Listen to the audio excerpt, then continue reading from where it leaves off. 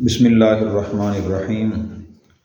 عن ابی شریح الخزاعی ان النبی صلی اللہ علیہ وسلم قال، حضرت ابو شریح خزاعی سے روایت ہے، بے شک نبی کریم صلی اللہ علیہ وسلم نے فرمایا، واللہ لا یؤمن واللہ لا یؤمن واللہ لا یؤمن، اللہ کی قسم مومن نہیں، اللہ کی قسم مومن نہیں، اللہ کی قسم مومن نہیں۔ قیل ومن یا رسول اللہ، کہا گیا کون اے اللہ کے رسول مومن نہیں؟ قال الذی لا یأمن جارہ بوائقہ، فرمایا کہ وہ شخص کہ نہ محفوظ ہو اس کا پڑوسی بوائقہ، اس کی شرارتوں سے۔ حضور صلی اللہ علیہ وسلم نے 3 دفعہ قسم اٹھائی کہ اللہ کی قسم وہ مومن نہیں ہے، اللہ کی قسم وہ مسلمان مومن نہیں ہے، اللہ کی قسم وہ مومن نہیں ہے۔ صحابہ نے پوچھا کہ یا رسول اللہ کون مومن نہیں ہے؟ فرمایا کہ وہ آدمی جس کی شرارتوں سے اس کا پڑوسی محفوظ نہ ہو۔ اللہ کے نبی اگر صرف ایک دفعہ فرما لیتے پھر بھی 100% آپ کی بات سچی تھی، لیکن آپ نے 3 دفعہ بات فرمائی اور 3 قسمیں اٹھائی کہ اللہ کی قسم مومن نہیں ہے جس کی شرارتوں سے اس کے پڑوسی محفوظ نہ ہوں۔ اچھا، یہ حدیث خاص طور پہ ان لوگوں کے لیے بہت اہم ہے جن کی رگ رگ میں شرارت وسیع ہوتی ہے، رگ رگ میں خون قطرے قطرے میں شرارت ہوتی ہے۔ انہوں نے جہاں بیٹھنا ہے لڑائی کرنی ہے، والد سے، بھائی سے۔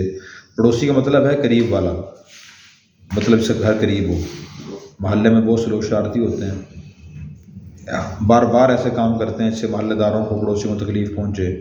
اچھا، پڑوسی دوری چیز ہے، اس سے قریبی تو گھر والے ہیں نا، ماں باپ ہیں، بہن بھائی ہیں، اولاد ہے، رشتہ دار ہیں۔ تو جو بندہ تکلیف پہنچاتا ہے تو حضور فرما رہے ہیں مومن نہیں ہے۔ تو ہم کوشش کریں ہمارا مزاج شریف آنا ہو، ایسا مزاج ہو کہ لوگ مطمئن ہوں کہ ہمیں اس سے کوئی خطرہ نہیں ہے، ہمیں کوئی ڈر نہیں ہے اس سے ہمیں نقصان پہنچائے گا جانی مالی۔ ایسی طبیعت، ایسا مزاج ہونا چاہیے۔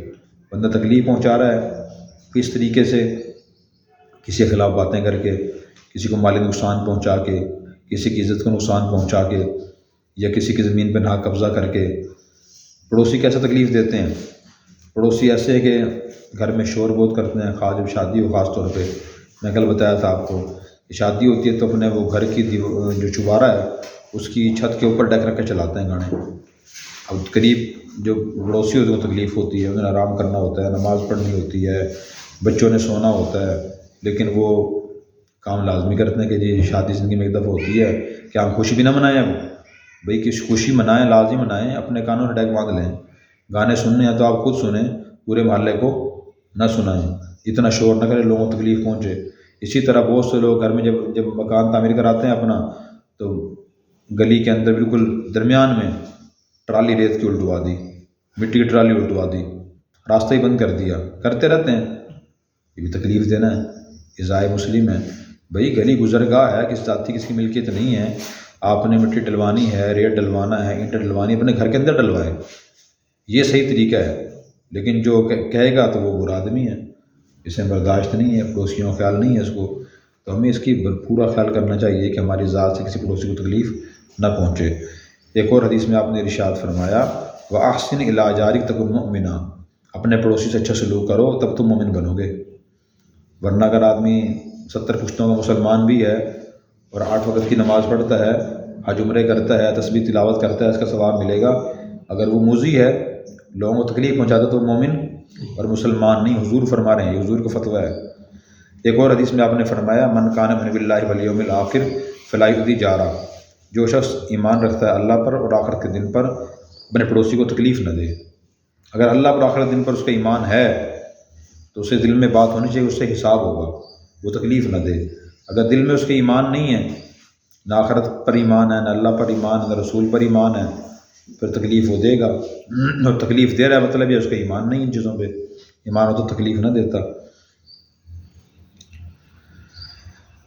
ایک واقعہ بھی یاد آ گئی، ایک حضور کے پاس صحابی ہے کہ یا رسول اللہ اپنی پڑوسی بہت تکلیف دیتا ہے، بہت پریشان کرتا ہے، میں کیا کروں؟ تو آپ نے فرمایا اپنا سارا سامان گھر کا باہر نکال کے راستے میں رکھ دو۔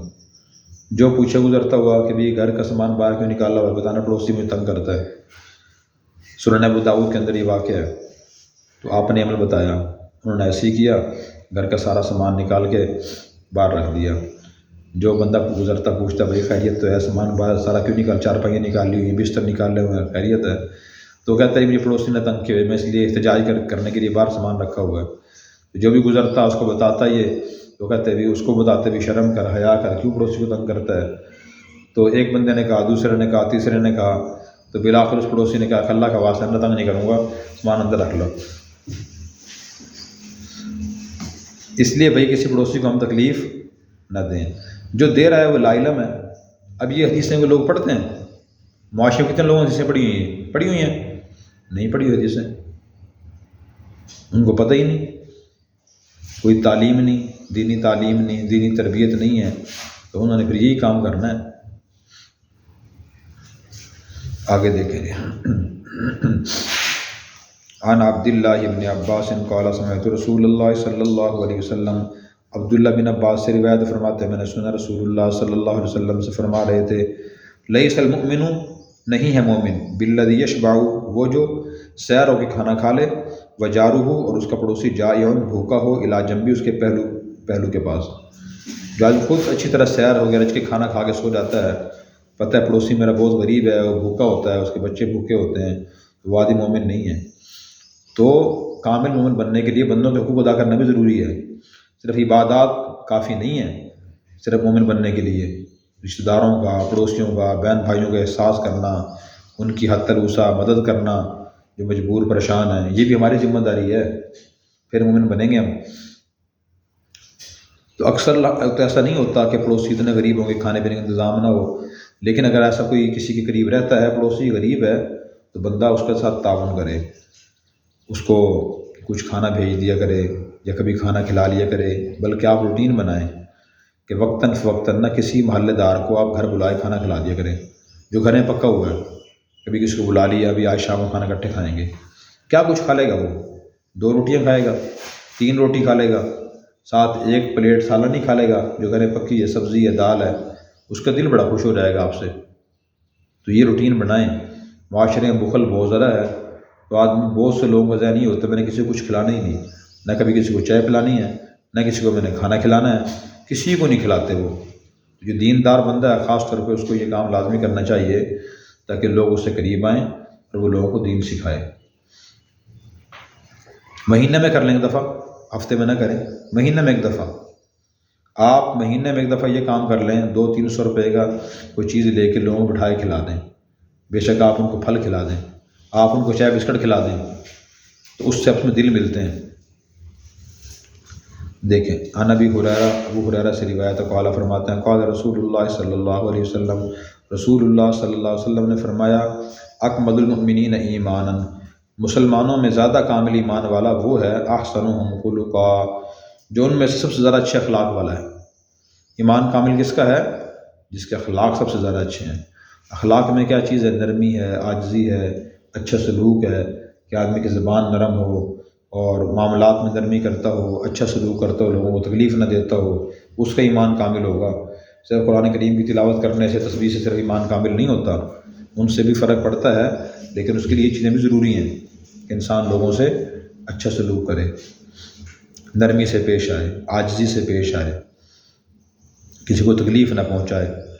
عن ابی ہریرہ سے روایت ہے، قال فرماتا ہے، قال رسول اللہ صلی اللہ علیہ وسلم، رسول اللہ صلی اللہ علیہ وسلم نے ارشاد فرمایا، من حسن اسلام المرء، آدمی کے اسلام کی خوبی اور حسن یہ ہے، ترکہ ما لا یعنی، کہ وہ چھوڑ دے وہ چیزیں جو فضول ہیں۔ آدمی تب کب مسلمان بنتا ہے؟ خوبصورت مسلمان، اور اس کے اسلام کب خوبصورت ہوتا ہے؟ جبکہ وہ لا یعنی چیزیں چھوڑ دے، فضول باتیں، فضول کام چھوڑ دے، تو پھر وہ اچھا مسلمان بنے گا، اس کا اسلام خوبصورت ہوگا۔ فضول بات، فضول کام کون سا ہوتا ہے؟ ہر وہ بات، ہر وہ کام جس کا کوئی مقصد نہ ہو، کوئی فائدہ نہ ہو، وہ فضول ہے۔ آپ بیٹھے پوائنٹر منہ میں لے لیا، چبا رہے ہیں اسے، کیوں چبا رہے ہیں؟ ویسے یہ فضول کام ہے۔ آپ جا رہے ہیں کہیں، بھئی کیوں جا رہا ہو؟ ویسے ہی جا رہا ہوں، یہ فضول کام ہے۔ کس سے آپ پوچھ رہے ہیں آپ کتنے بھائی ہو، آپ کی بہنیں کتنی ہیں، آپ کیا کرتے ہو، 5 بھائی کیا کرتے ہو، تو پوچھے بھی کیوں پوچھ رہے ہو؟ ویسے ہی، یہ ویسے ہی جو کام ہوتا ہے یہ فضول ہوتا ہے۔ تو کوئی بھی بات فضول نہ کریں، کوئی کام فضول نہ کریں۔ جب آدمی فضول باتیں، فضول کام چھوڑ دیتا ہے تو پھر اس کے ضروری کام ہونا شروع ہو جاتے ہیں۔ آدمی جب فضول کام کرتا رہتا ہے اس کے ضروری کام نہیں ہوتے۔ اب بہت سے لوگ کہتے ہیں مجھے ٹائم نہیں ملتا، یہ کون لوگ ہوتے ہیں جو اپنا ٹائم فضول ضائع کر رہے ہوتے ہیں؟ اور جو سمجھدار لوگ ہوتے ہیں انہوں نے اپنے کاموں کے اوقات مقرر کیے ہوتے ہیں، میں نے اس وقت یہ کام کرنا ہے، اس وقت یہ کام کرنا ہے، اس وقت یہ کام کرنا ہے، اس وقت سونا ہے، اس وقت اٹھنا ہے۔ تو ان کے سارے کام ہو جاتے ہیں۔ فضول کام نہ کریں۔ معاشرے کے اندر بہت سی فضول باتیں، فضول کام لوگ اس طرح کر رہے ہوتے ہیں۔ جیسے میں نے مثال دی نا، پوچھیں گے جی آپ کے بہن بھائی کتنے ہیں، آپ کرتے کیا ہو، آپ کی آمدن کتنی ہے؟ بھئی آپ کیوں پوچھ رہے ہو؟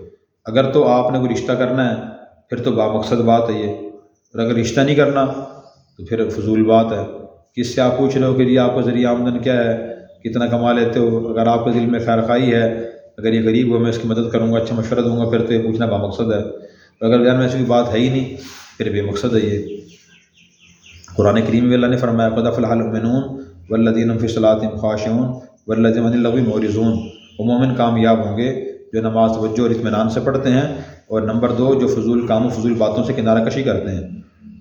تو فضول باتوں فضول کاموں سے کنارہ کشی کریں۔ جب بھی کوئی بات کرنے لگیں، کوئی کام کرنے لگیں، پہلے سوچ لیں کوئی فائدہ ہے اس کا، کوئی فائدہ ہو تو کر لینا، ہو تو چھوڑ دیں۔ اللہ والے سوچتے ہیں، اور اسی کا نام اصلاح و تربیت ہے۔ حضرت مرزا مظہر جان جانا رحمۃ اللہ علیہ ہندوستان کے بہت بڑے اللہ والے گزرے، دہلی میں ان کا قیام تھا۔ تو بلخ جو ہے نا ایک شہر ہے روس کا، وہاں 2 آدمیوں کی شہرت سنی کہ مرزا مظہر صاحب دہلی میں بہت بڑے اللہ والے ہیں، تو ان کے دل میں خیال پیدا ہو جا کہ ان کی زیارت اور بیعت کرنی چاہیے۔ وہ آدمی بلخ سے چلے اور دہلی آ گئے۔ ظہر کی نماز کے بعد کا وقت تھا۔ دہلی میں لوگوں سے پوچھا مرزا صاحب کا مکان کہاں ہے؟ انہوں نے بتایا کہ فلاں محلے میں۔ وہاں گئے، دستک دی، پوچھا مرزا صاحب ہیں؟ گھر والوں نے بتایا کہ دہلی کی جامع مسجد میں نماز پڑھنے گئے، عصر کی نماز کا وقت ہو گیا تھا۔ یہ دونوں وہاں پہنچے، اور وہاں پہنچنے کے بعد مسجد میں تالاب بنا ہوا تھا، اس پہ لوگ بیٹھے وضو کر رہے تھے۔ ان دونوں نے وضو کرنا شروع کر دیا۔ کدی مرزا صاحب بیٹھے وضو کر رہے تھے، ان کا غائبانہ تعارف تو تھا لیکن دیکھا ہوا نہیں، مرزا صاحب کو دیکھا نہیں تھا۔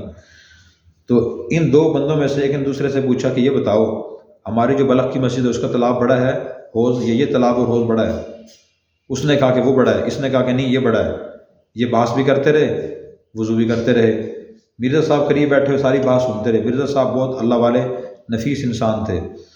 انہوں نے نماز پڑھی، پھر کس سے پوچھا کہ جی مرزا صاحب کون سے ہیں؟ مرزا مظہر جان جانا صاحب۔ تو انہوں نے بتایا کہ جی فلاں بزرگ ہیں۔ جو ان کے قریب گئے اور جا کے سلام کیا، اور پھر عرض کیا کہ حضرت آپ کا ہم نے بہت شہرت اور تعارف سنا ہے، ہم بلخ کے شہر سے آئے ہیں آپ کی زیارت و ملاقات کرنے کے لیے، ہمیں بیعت فرما لیں جی۔ مرزا صاحب نے فرمایا کہ بیعت تو بعد میں کریں گے، پہلے یہ بتائیں کہ یہ فیصلہ ہو گیا کون سا تالاب بڑا ہے، یہ تالاب بڑا ہے یا وہ تالاب بڑا ہے؟ تو انہوں نے سر جھکا لیا، کہا جی نہیں۔ مرزا صاحب نے فرمایا کہ بھائی میں نے آپ کی ساری بحث سنی ہے، اور میں بحث سننے کے بعد اس نتیجے پہنچا ہوں کہ آپ کے اندر 2 اخلاقی خرابیاں ہیں۔ پہلی اخلاقی خرابی تو یہ ہے کہ آپ بغیر تحقیق کے بات کرنے کے عادی ہو۔ جس نے کہا یہ بڑا ہے، دوسرے نے کہا وہ بڑا ہے، کیا تم دونوں میں سے کسی نے دونوں پہلے حوضوں کی پہلے پیمائش کی تھی؟ پیمائش تو نہیں کی۔ ایک اندازے سے بس ذہن میں خیال آیا کہ یہ بڑا ہوگا، اس نے کہا یہ بڑا ہے، اس کے دلائل دینا شروع کر دیے۔ دوسرے نے کہ ذہن میں خیال آیا کہ وہ بڑا ہے، اس نے اس کے دلائل دینا شروع کر دیے۔ پیمائش کسی نے بھی نہیں کی، بغیر تحقیق کے بات کر رہے ہیں نا۔ تو ایک تو تم میں اخلاقی خرابی ہے۔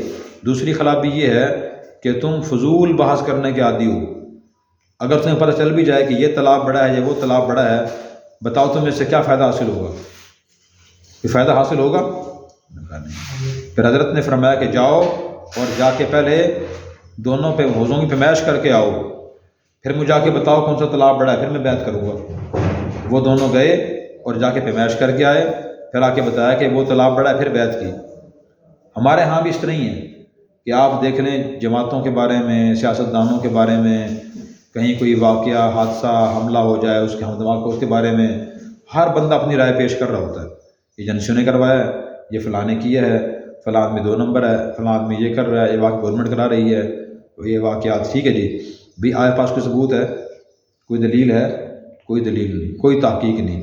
مسئلہ بتا رہے ہیں کہ نہیں یہ جائز ہے، بھائی کسی کتاب میں پڑھا ہے آپ نے، کسی اچھے عالم سے سنا ہے؟ نہیں، بس میرا ذہن کہتا ہے۔ بھائی مسئلہ کی بنیاد ذہن پہ ہوتی ہے صرف، کہ ذہن میں آپ کے آگے جائز ہے تو وہ جائز ہے، آپ کے ذہن میں آگے نجائز ہے تو وہ نجائز ہوگا۔ اس کا دارمدار قرآن و سنت پہ ہے۔ قرآن و سنت نے کہا جائز ہے تو وہ جائز ہے، قرآن و سنت نے کہا ناجائز ہے تو وہ ناجائز ہے۔ تو جو چیز آدمی نہ دیکھے، اس کے بارے میں معلومات نہ ہوں، اس کے بارے میں تبصرہ نہیں کرنا چاہیے، گفتگو نہیں کرنی چاہیے۔ یہ ہے فضول گفتگو، فضول بحث۔ اپنے ضروری کاموں کی لسٹ بنائیں اور ان کو کرنے کی کوشش کریں۔ ہر آدمی کے ضروری کام بہت سے ہوتے ہیں، اس کے معاشی مسائل ہیں، صحت کے مسائل ہیں، گھریلو مسائل ہیں، تعلیمی مسائل ہوتے ہیں، دینی مسائل ہوتے ہیں، اولاد کے مسائل ہوتے ہیں، بیوی کے مسائل ہیں، کاروباری مسائل ہیں، بندہ ان کو حل کرنے کی کوشش کرے، یہ سمجھداری ہے۔ سمجھ آ گیا؟ تو زندگی کے اوقات بہت قیمتی ہیں، بندہ ان کو ضائع نہ کرے فضول کاموں میں، بلکہ قیمتی بنائے، ضروری کام کرے۔ اللہ تعالی ہمیں عمل کرنے کی توفیق عطا فرمائے۔